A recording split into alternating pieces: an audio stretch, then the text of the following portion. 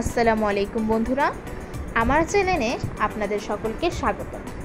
আজ আমি রান্না করেছি গরুর নলি দিয়ে নেহারি রেসিপি। এই রেসিপিটা বানানো যেমন সহজ, খেতেও তেমন মজাদার। আশা করছি আপনাদের সকলের ভালো লাগবে। সবাইকে শুভেচ্ছা জানিয়ে শুরু করছি আমার আজকের এই রেসিপি। এই রেসিপির জন্য আমি এখানে 3 কেজি গরুর নলি নিয়ে নিয়েছি।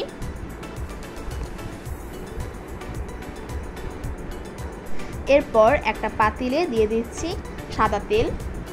এর মধ্যে দিয়ে দিচ্ছি 3টা তেজপাতা, 3 টুকরা দারচিনি, 4 থেকে 5টা এলাচ, 5 থেকে 6টা লবঙ্গ দিয়ে একটু ভেজে নেব।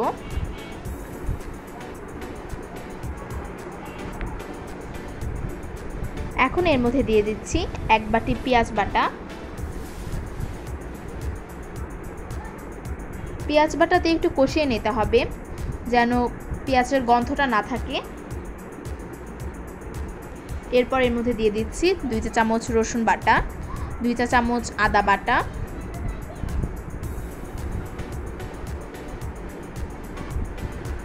দিয়ে দিচ্ছি 1 চা চামচ জিরা বাটা,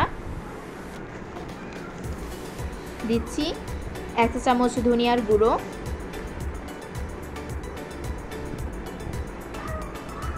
এখন মশলাটাকে একটু কষিয়ে নেব। কষানো হয়ে গেলে এর মধ্যে দিয়ে দিচ্ছি হলুদের গুঁড়ো 1.5 চা চামচ,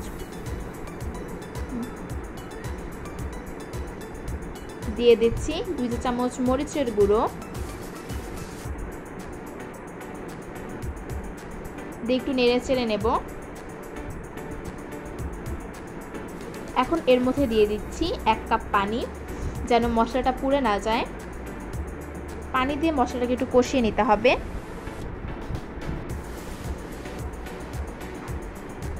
বন্ধুরা দেখুন, উপর থেকে তেল ভেসে উঠেছে। এখন এর মধ্যে দিয়ে দেব পানি। এখানে একটু আপনারা পানির পরিমাণটা বেশি দেবেন। এর মধ্যে এখন দিয়ে দিচ্ছি 4 থেকে 5টা কাঁচা মরিচ ও স্বাদ মতো লবণ দিয়ে একটু নেড়ে চেড়ে অপেক্ষা করতে হবে বলক আসা পর্যন্ত। বলক আসলে এর মধ্যে দিয়ে দিতে হবে নলিগুলো।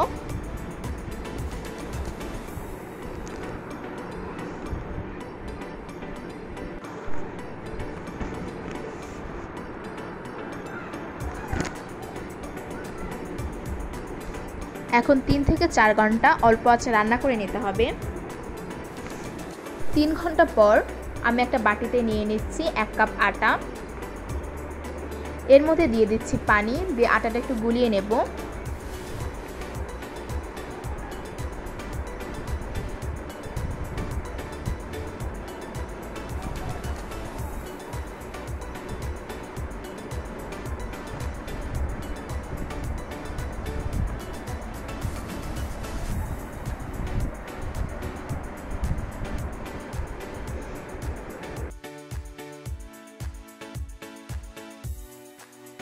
এখন নিহারির মধ্যে আমি দিয়ে দেব গোলানো আটাটা।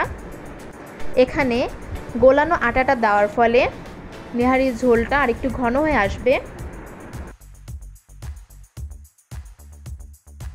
এখন একটু নেড়ে চেড়ে 1 ঘন্টা রান্না করে নিতে হবে আবার। বন্ধুরা 1 ঘন্টা পর আমি চলে এলাম।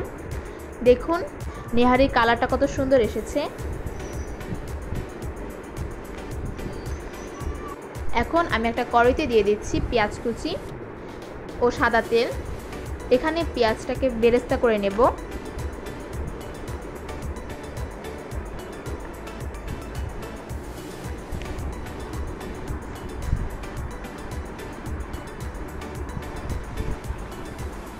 এখন পেঁয়াজ বেরেস্তাটা নেহারির মধ্যে দিয়ে দেব।